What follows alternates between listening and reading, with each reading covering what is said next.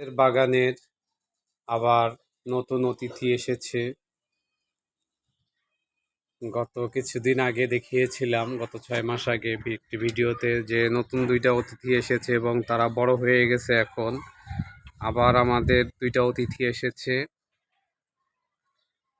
অতিথি 2টাই যে ঘুমাচ্ছে, এটা হচ্ছে 2টা ঘুঘু পাখির বাচ্চা। তাদের জন্য তাদের মা খাবার আনতে গেছে, এখন তাই তারা মায়ের অপেক্ষায় আছে।